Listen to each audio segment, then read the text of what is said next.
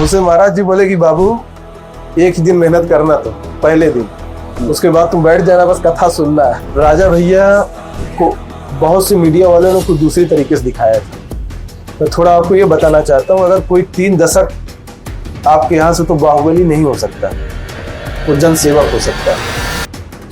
अभी जैसे राजन जी महाराज के भजन तो सब अच्छे हैं, आज उनके जो युवा है, युवा वर्ग लगभग 50 से 60% युवा ही उनके तरफ अट्रैक्ट है। सारे युवा जितने हैं सब उनको सुनते हैं, कार पर बैठ के, ऑफिस में बैठ के, जहाँ भी समय मिलता है। ये कथा के लिए मैं 1 रुपए भी नहीं लूंगा, और मुझसे क्या बनता है आप बताइए। श्रमदान पर 10 रुपए रहेगा, वो भी मेरे लिए कथा के लिए अर्पित है। लगभग 2020-21 से महाराज जी के पीछे लग गए। 2022 में महाराज जी की मुलाकात सर्वप्रथम होती है गोवा में। परम पूज्य राजन जी महाराज के चरणामृत का पान करेंगे, वहाँ पे उनके द्वारा गंगा जी की आरती कराई जाएगी।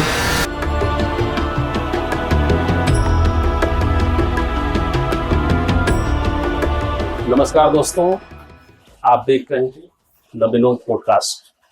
आज हम बात करेंगे सच, संवाद और सरोकार। मैं हूं आपका प्यारा होस्ट विनोद द्विवेदी। आज मेरे साथ जो मेहमान है वो बहुत खास है, युवाओं के दिलों की धड़कन, प्रेरणा स्रोत है। आपके द्वारा श्री राजन जी महाराज, ये अंतर्राष्ट्रीय ख्याति प्राप्त कथावाचक हैं।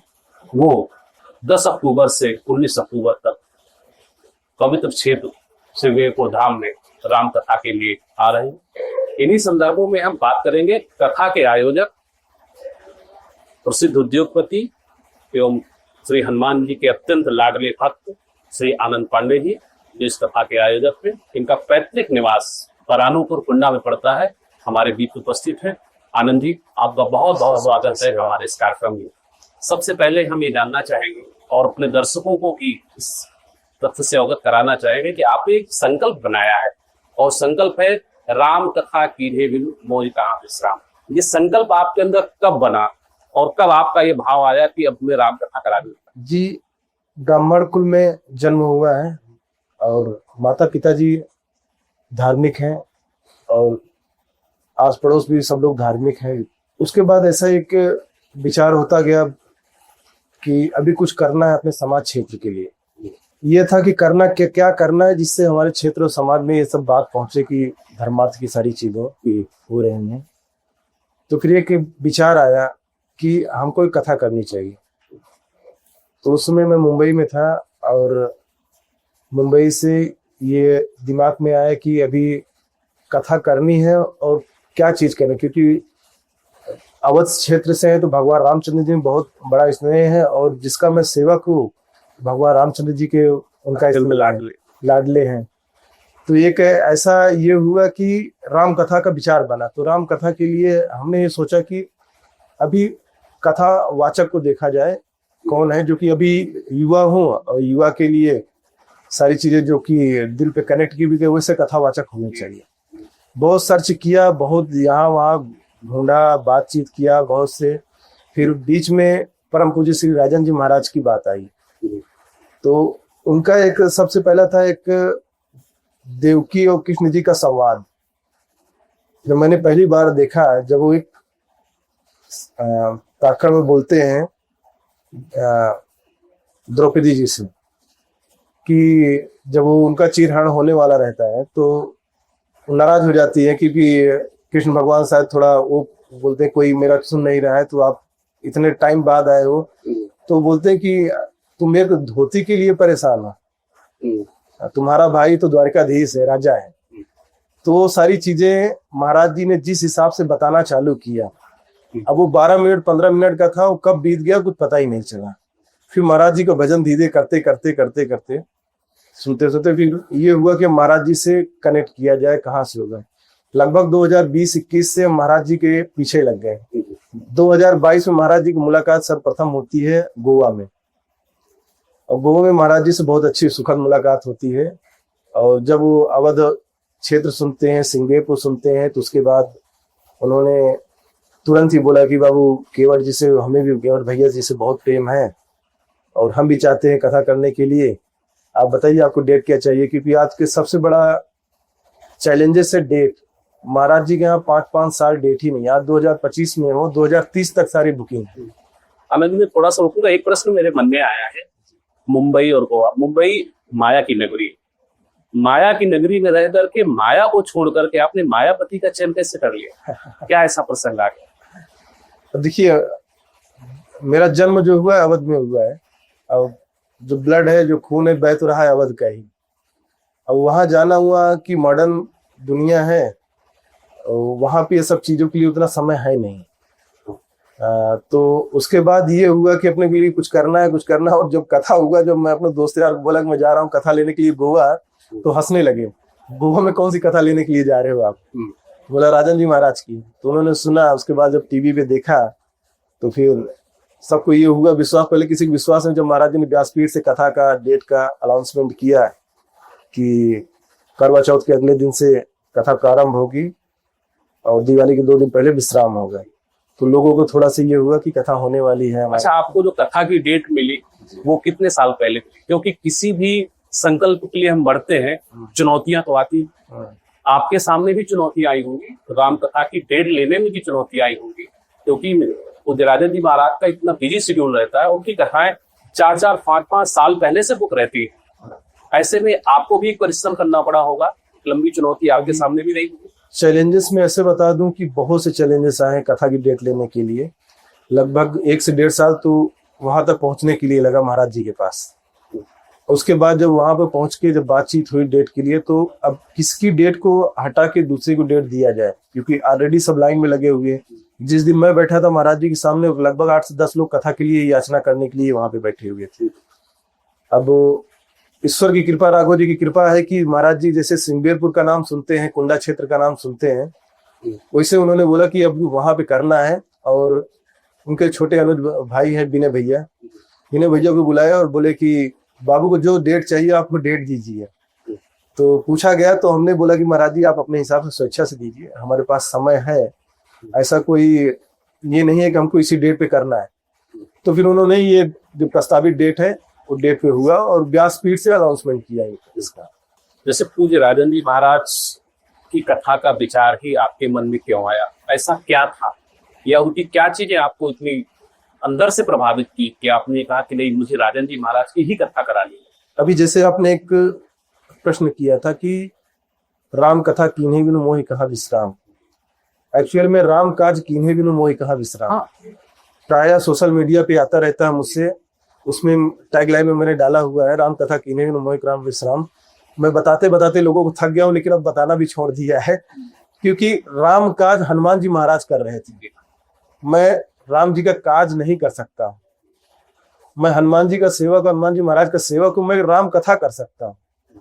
तो मैंने वो लिखा कि राम कथा कीन्हे बिनु मोहि कहा विश्राम। तो ये भाव क्योंकि जिसका मैं सेवक हूं वो राघव जी के सेवक हैं, और मर्यादा पुरुषोत्तम अगर आज के युग में जैसा घटनाएं जो हो रही हैं, सारी चीज जो राम कथा से अच्छी है, जो कि आपको पिता से पुत्र का कैसा रिश्ता होना चाहिए, मित्र का मित्र से कैसा रिश्ता होना चाहिए, शत्रु का शत्रु से कैसा रिश्ता होना चाहिए, ये एक राम कथा ही सिखलाती है। हाँ, राम एक मर्यादा पुरुषोत्तम है, और हर व्यक्ति के जीवन को प्रभावित करना उनके चरित्र की प्रधानता रही है।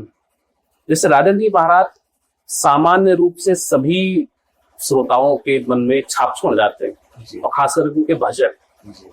आपके हृदय पर कौन से उनके भजन की सबसे ज्यादा छाप है? क्या आप उस भजन को 2 लाइन गुनगुना सकते हो? नहीं जी, कर सकते हैं। अभी जैसे राजन जी महाराज के भजन तो सब अच्छे हैं, जितने भी हैं सब उसमें हैं।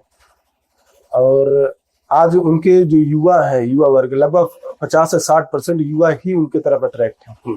सारे युवा जितने हैं सब उनको सुनते हैं, कार पे बैठ के, ऑफिस में बैठ के, जहां भी समय मिलता है वो सुनते रहते हैं। उनका जैसे आपने बोला भजन है, तो उनका एक भजन याद आता है कि जो मैं अपने आप में सोचता हूँ कि तेरी बंदगी के पहले मुझे कौन जानता था।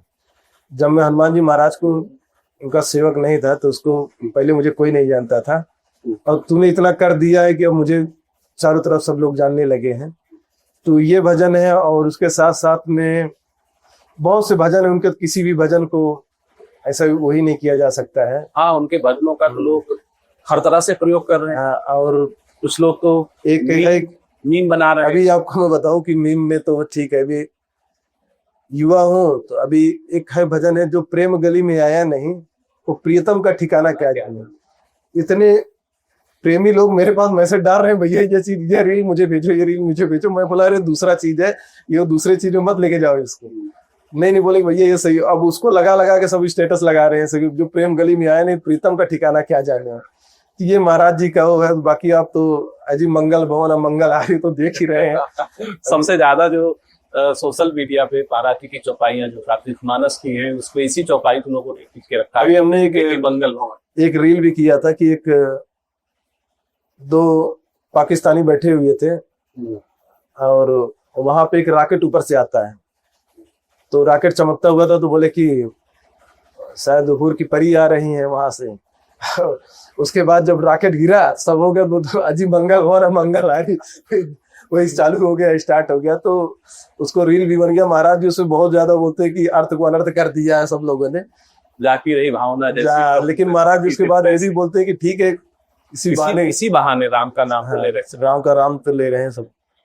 अच्छा, आपको ये जो कथा का आयोजन आपके गाँव में चल रहा है 10 अक्टूबर से कलश यात्रा, इस पूरे आयोजन की क्या तैयारियां, क्या क्या आपने इन पर जो है सरकार?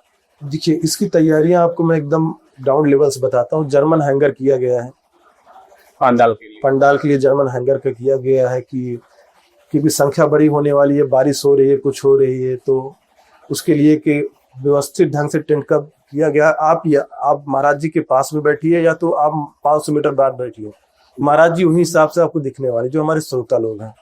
उसके साथ साथ आप सिंगेपुर देखे होंगे, निषाद राज पार्क गए होंगे, तो वहाँ की निषाद राज जी राम जी के जो 55 फीट की मूर्ति लगी हुई, वही मूर्ति आपको यहाँ 45 फीट की आपको दिखेगी। यहाँ पे सारी झांकियां केवट जी की यहाँ पे दिखेगी। गंगा जी के छोड़ के बाकी सारी चीजें आपको कथा स्थल पे सब दिखा जाएगा। उसके साथ साथ भगवान का जन्म से लेके राज्याभिषेक तक उनकी झांकियां लगाई जाएंगी कि कोई भी लोग आए, जैसे आप एंट्री करते हो तो आपको ऐसा भाव में ऐसा समझ में आएगा कि मैं ऐसी कहीं पे जगह पे आ गया हूँ जहाँ पे पूरा भाव ऐसा भगवान का बचपना दिखाया जाएगा, भगवान जब वनवास गए थे शादी का दिखाया जाएगा, युद्ध करते हुए बहुत सी सारी चीजें हैं, एक एक चीज दिखाया जाएगा। उसके बाद सबसे चीज है कि अभी जैसे आपने यशस्वी मुख्यमंत्री परम आदरणीय योगी आदित्यनाथ जी का देखे हो कि इसमें सावन में कांवड़ियों पर पुष्प वर्षा हेलीकॉप्टर से करवाया था। उसका ये मतलब नहीं रहता, उसका ये रहता है कि जो हमारे सनातन धर्म के लोग हैं उनको भी ये समझ में आना चाहिए कि हमारे लोग जो स्वागत भी किस तरीके से हो रहा है, कैसे नहीं हो रहा है। तो वही चीजों से हमने भी देखा तो ये हुआ जो हमारे मुख्यमंत्री जी करवा सकते हैं तो थोड़ा सा हम भी करवा सकते हैं। जो हमारे क्षेत्र में जो हमारे श्रद्धालु आएंगे और क्षेत्रवासियों में यहाँ से लेकर 30 किलोमीटर 40 किलोमीटर तक पूरे क्षेत्रों पे पुष्प वर्षा हेलीकॉप्टर से कराया जाएगा। अच्छा, आपकी कलश यात्रा यहाँ से उठेगी, उठने के बाद सीधे सिंगेपुर जाएगी। सिंगेपुर में जो त्रेता युग में हुआ था सेम वही महाराज जी भी, राजन जी महाराज जी जब आएंगे सेम रामचंद्र जी भगवान जी वही हिसाब से सारी चीजें पूजा पाठ विधि विधान के साथ सब कुछ वैसे ही कराया जाएगा। शासन प्रशासन भी पूरी तरह तत्परता से लगा हुआ है। माननीय कुंवर रघुराज प्रताप सिंह जी हर एक छोटी छोटी पहलुओं पर ध्यान दे रहे हैं। कहीं कोई दिक्कत ना होनी चाहिए, रोड से लेके पार्किंग से लेके हर एक बात को शासन पर। अभी कल ही डीएम साहब से बात हुई है, आज शायद 5 बजे मिलने का भी प्रोग्राम रखा गया है उनके साथ में। तो उनके तरफ से भी जो भी सारी चीजें हैं शासन प्रशासन, मतलब आप ये समझ के चलिए 4-5 जिलों से जो प्रेम मोहब्बत जो मिल रहा है, स्नेह मिल रहा है, भाव मिल रहा है। अब बहुत चैलेंजेस आ गए हैं कि कैसे होगा क्या होगा, बस यही है कि इसी से मुझे एक प्रश्न और याद आ रहा है कि कथा का वैसे ही इतना व्यापक प्रचार प्रसार है। आजकल बहुत सारे यूट्यूब चैनल्स पे लोग कंटेंट क्रिएटर, जैसे अपने क्षेत्र के पीके अवधी कॉमेडी, कंपोज प्रतापगढ़ी, ये लोग भी आकर के और यहाँ श्रोताओं से अपील कर रहे हैं कि आप सब लोग कथा में। ऐसा नहीं लगता कि भीड़ कुछ और ज्यादा बढ़ सकती? जी अभी मैं आपको बता दूं, पहले तो हम लोग अनुमान लगाते थे कि 50,000, 25,000, 40,000 ये भीड़ होगी, लेकिन दिन प्रतिदिन अब अनुमान भी फेल हो चुका है। अनुमान लगा के कितना लगाए, कल्पनातीत हो चुका है। आज मैं अनुमान लगा रहा हूँ 1 लाख की भीड़ है, कल इतने फोन आ जाते हैं लगता है 1.25 लाख की चला गई भीड़। परसों लगता है ये हो रहा है कि अब आज भी अभी जितने लोग आए थे, कुछ लोग आए थे कि भैया सिचुएशन ऐसा होने वाला है कि हमको यहाँ पे करना है, यहाँ पे करना, लगभग 1.5 लाख की भीड़ जाएगी। हम लोग जय सिया राम, अभी ठीक है, सारी चीजें हो रही है, सब कुछ ठीक ठाक चल रहा है, तो अनुमान तो नहीं लगाया जा सकता भीड़ का भी, क्योंकि जो श्रद्धा, जो भाव हमारे समाज और क्षेत्रवासियों को दिख रहा है, महाराज जी का भी इतना प्रभाव है। महाराज जी का प्रभाव तो होकर के बहुत सारे श्रोता जगहों जगहों पर दूर दूर जाकर उनकी कथाएं सुनते हैं जी। और यहाँ कथा का जितना प्रचार प्रसार हो रहा है, और मुझे जितनी जानकारी है, प्रतापगढ़, रायबरेली, जौनपुर और आपका ये कौशाम्बी का किला है, इधर अभी कहीं महाराज जी की कथा हुई नहीं है। नहीं हुई। कौशाम्बी में, कुंभ क्षेत्र में अभी कौशाम्बी में लगी थी कथा महाराज जी की, लेकिन ये कथा के लिए वो कथा को पोस्टपोन करना पड़ा, 2027 चली गई, क्योंकि ये कथा की महिमा कहीं कम ना होनी चाहिए सिंगेपुर की। नहीं, ये तो है, महाराज जी का वैसे ही इतना प्रभाव है कि राम कथा का इतना प्रभाव है। आपने जो तैयारियां की है, मुझे ऐसा लगता है कि नाम, रूप, लीला और धाम, ये 4 चीजें हैं प्रभु की, जिससे हम प्रभु प्राप्त कर सकते हैं। आपकी तैयारियों से ऐसा लग रहा है कि आपने 4 चीजें यहाँ उपस्थित कर दी। जी, नाम, महिमा, पूज्य राजन जी महाराज के मुख सब लोग यहाँ श्रवण करेंगे। धाम जैसा सिंहवेरपुर धाम पवित्र धाम, त्रेता युग की याद दिलाने वाला धाम है। जिस तरीके से तैयारियां मैं यहाँ देख रहा हूँ कि भक्त तैयारियां चल रही है, निसंदेह ऐसा लगता है पुनः त्रेता युग जैसे कलयुग में 9 दिनों के लिए पुरानुपुर क्षेत्र में उपस्थित होगा। एक प्रश्न मेरे मन में आता है कि अगर इतना सब कुछ किया जा रहा, आज का जो युवा है इतना भौतिकवाद, विलासता से युक्त जीवन जीना चाहता है, उसके लिए राम कथा कितनी उपयोगी होगी? अब युवा में आपको मैं बता दूं कि अभी मैं ऐसा नहीं बोल सकता कथा मैं करा रहा, श्री हनुमान जी महाराज हैं, आप लोग हैं, सबकी कथाएं हैं, मैं भी युवा हूँ, तो कथा तो हो रही, युवा ही कर रहा है। और 50 से 60% आप कभी भी महाराज जी के देखिए कथा सुनते हो, सब युवा ही दिखाई देंगे। उनके जितने भजन में है, सब भाव विभोर होके नृत्य करते हुए युवा ही दिखाई देंगे। तो महाराज जी की कथाओं से युवाओं में जो स्नेह, प्रेम भाव, जो सनातन धर्म के प्रति वो हुआ है, मैं अब नहीं मान सकता हूँ कि ऐसा कि ये चीजें हैं, क्योंकि आप जहां भी देखेंगे युवा ही सुनते हैं। यहाँ तक शादी विवाह डीजे में भी आप महाराज जी के गाने चल रहे हैं। अभी कुछ गाने तो ऐसे हैं जैसे राजा जी खजनवा दे जाए, तो ये सब गाने जब चल जाते हैं तो दूसरे गाने सब बंद हो जाते हैं। अवध क्षेत्र में अवधि का भी जो है एक व्यापक प्रभाव देखने को मिल रहा है। महाराज जी में ये अवधि भाषा का इतना अच्छा सा, तो युवा जितने सब बढ़ चढ़ के हिस्सा ले रहे हैं इसमें, बहुत अच्छा प्रभाव दिख रहा है। कलश यात्रा के संबंध में जैसा आपने बताया कि हेलीकॉप्टर से पुष्प वर्षा की जानी है, बढ़िया है, अच्छा है, भक्तों के लिए भी अच्छा है, क्षेत्रवासियों के लिए भी प्रसन्नता का विषय है। इससे संबंधित और क्या व्यापक तैयारियां की गई है? जैसे आपकी कलश यात्रा यहाँ से निकल करके किन किन मार्गों से होती है और कहाँ तक जाएगी? यहाँ से होते हुए लाल गोपालगंज से होती है, सिंहवेरपुर धाम पहुंचेगी। अब सिंहवेरपुर में शांता मैया है, ऋषि सिंगी है, गंगा जी की भव्य आरती किया जाएगा।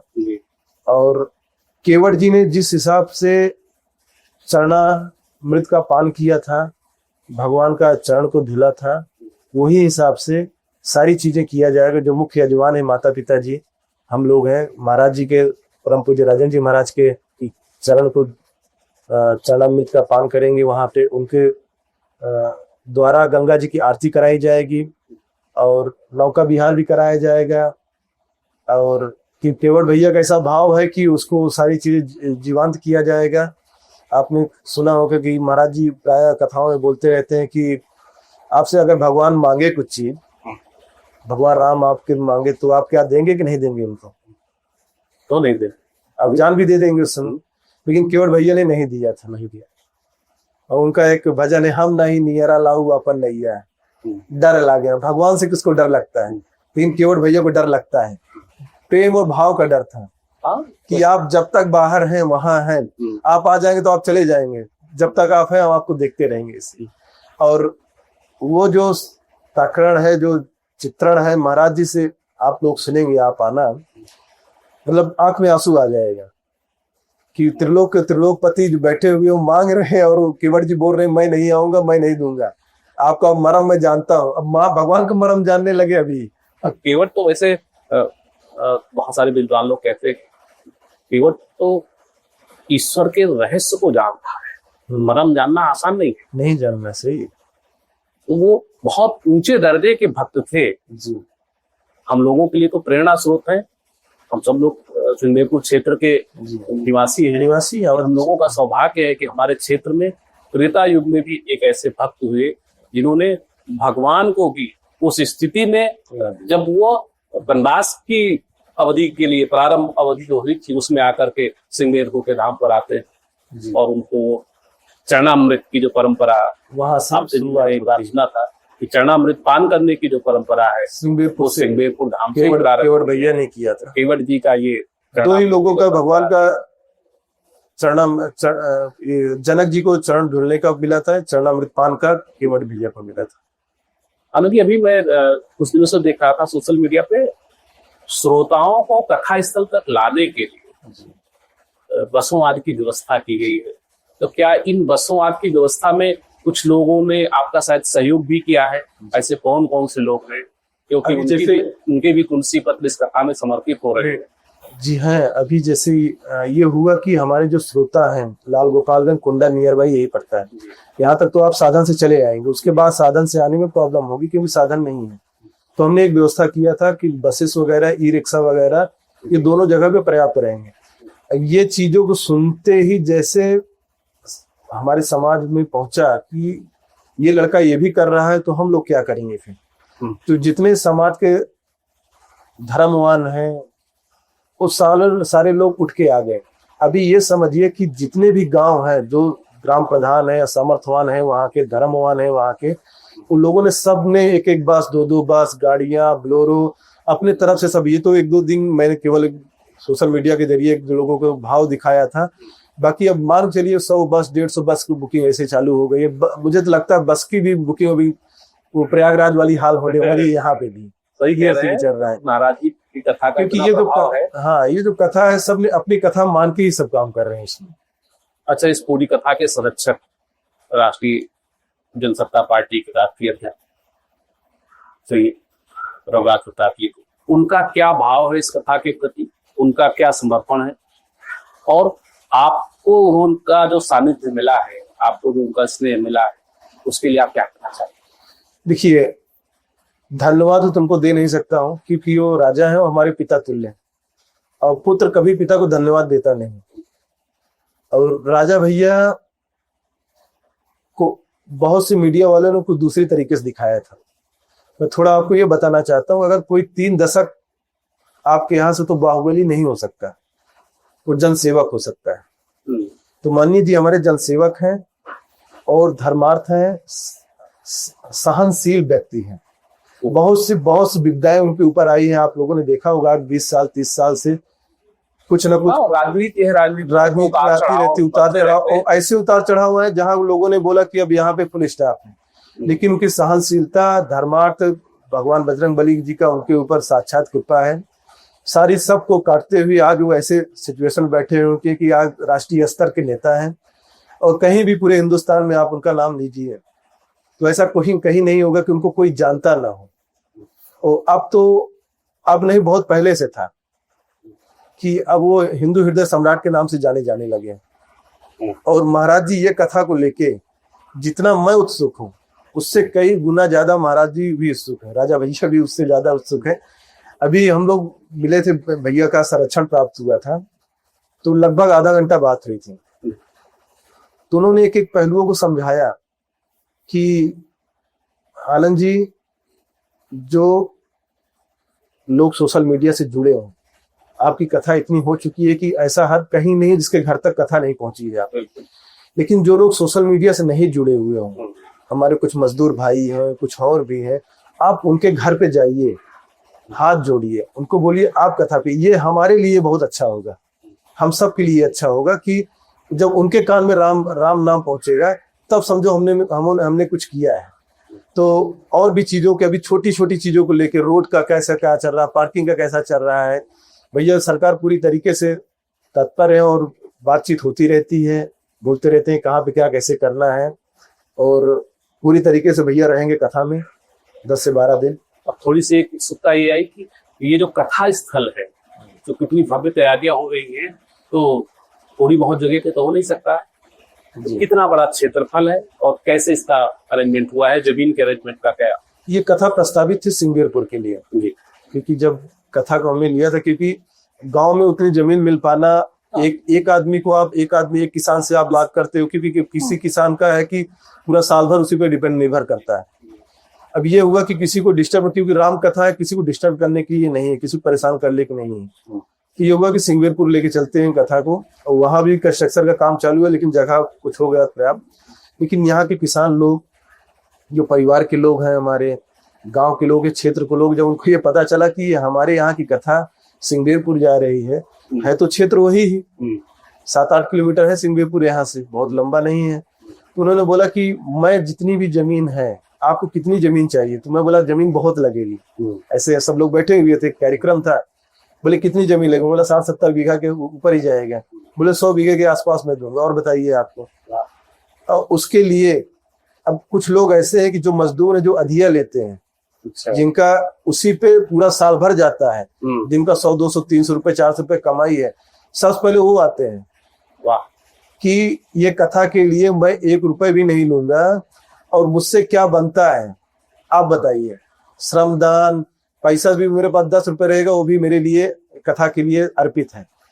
तो जितने किसान हैं हमारे परिवार के, सब लोगों ने निस्वार्थ जमीन को कथा के लिए दे दिया है। किसी ने रुपाई नहीं किया। यहाँ तक कि जिसने रुपाई भी किया है, कथा की भव्यता को अब जो देख रहे हैं, वो ये बोल रहे हैं भैया हमारा खेत है, फसल पूरी होने से पहले ही अभी बोल रहे हैं कि अभी से आप उसमें करना, आप क्या करना है इसमें आप देखिए, कोई दिक्कत नहीं है हमको। बस ये है कि भगवान आए यहाँ पे, हमारे यहाँ 9 दिन 10 दिन। निसंदेह इतनी तैयारियां जिस तरीके से चल रही है, त्रेता युग की पुनः याद आएगी। और जिस तरह से राम भगवान ने अपने पूरे अवध क्षेत्र को, हालांकि वो तो पूरी सृष्टि के हैं, विधाता है, लेकिन उन्होंने पूरे अपने अवध क्षेत्र की प्रजा को संतुष्ट किया था। इस पूरी कथा से आप अपने क्षेत्र की पूरी जनता को संतुष्ट करना चाह रहे हैं। इसका जनता पर क्या प्रभाव है और आपको उनका किस तरीके का सहयोग मिल रहा है, जो आपके क्षेत्र के लोग? देखिए, जनता का सहयोग नहीं, मैं जनता खुद की उनकी कथा है। जो जितने भी लोग हैं, अब आप जहां भी जाएंगे, मैं तो सबको प्राय यही बोलता हूँ कि ये आनंद पांडे की कथा नहीं है, ये आपकी कथा है। भाई राम भगवान जी आपके भी वही है, हमारे भी वही, कहीं बांटे नहीं है, बस जगह थोड़ा ये अलग हो गया है कि आपके घर वाले हैं कोई शायद दूसरे कलर के होंगे, हमारे वाले दूसरे, लेकिन सब हैं वही। तो कथाएं सबकी हैं, सब अपने पूरे भाव, तन, मन, धन से सब कुछ, पूरे समाज क्षेत्र, यहीं से नहीं 3-4 जिलों की बात कर रहा हूँ। तो हमारा क्षेत्र, हमारा घर है, हमारा परिवार है, कुंडा विधानसभा, बाबागंज विधानसभा, ये तो चलो ठीक है, हमारा घर परिवार है।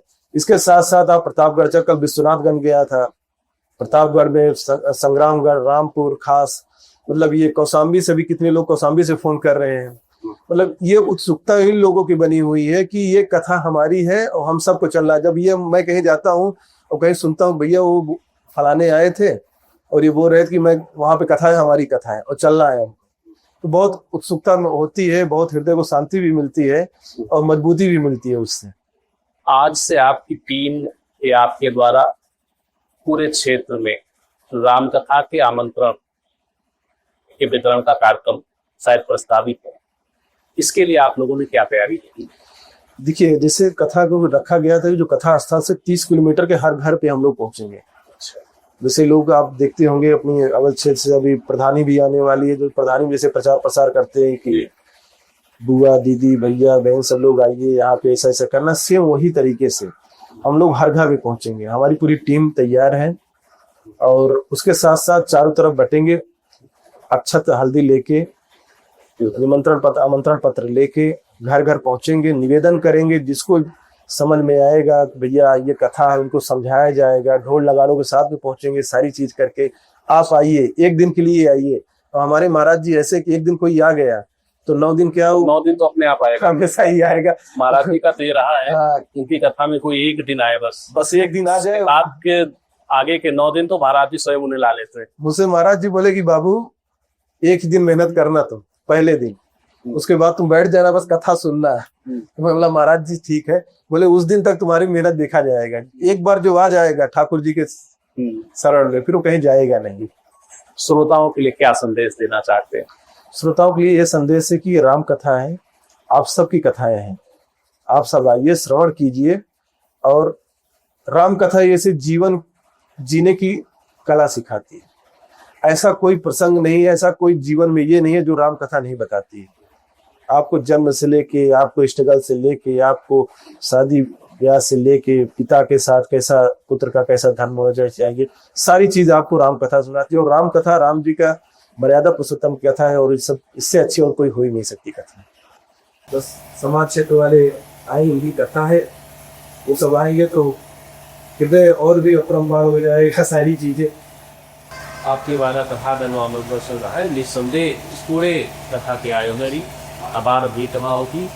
आनंद जी के द्वारा ही को प्रयास किया जा रहा है, समाज के लिए, क्षेत्र के लिए अविस्मरणीय है। तुलसीदास जी ने रामचरित मानस में लिखा है, राम नाम मन तीत नर जी हृदय बार, इसी भीतर बार देव चाहत दिया। उन्होंने अपने जीवन में राम नाम को अपने हृदय में धारण कर दिया, और के अंदर और बाहर दोनों तरफ उजाला है, अर्थात बाहर बहुत ही इस उदाहरण है, उससे भी तब्बल है, और अंदर से परम मोहलक है। हमारी शुभकामनाएं मेरी आपका तखत आकार ये भी और बहुत वृहद स्तर पर, बहुत स्तर पर लोग हमारी हुई जी 10 लॉर्ड और साहबा ये 30 दसों आप देख रहे थे। आज का ये विशेष कार्यक्रम श्री श्री आनंद पांडे जो श्रीले को धाम में गार्डन में महाराज कथा की आएगा। ये कथा 10 अक्टूबर से 19 अक्टूबर तक सुनेंद्र भाभी प्रस्तावित है। आप सभी लोग इस कार्यक्रम में उपस्थित रहिए और राम ने पैगाने लीजिए। आपके इस पसंदीदा कार्यक्रम में आज यही तक, फिर मिलेंगे किसी नए निर्माण के साथ, तब तक के लिए नमस्कार।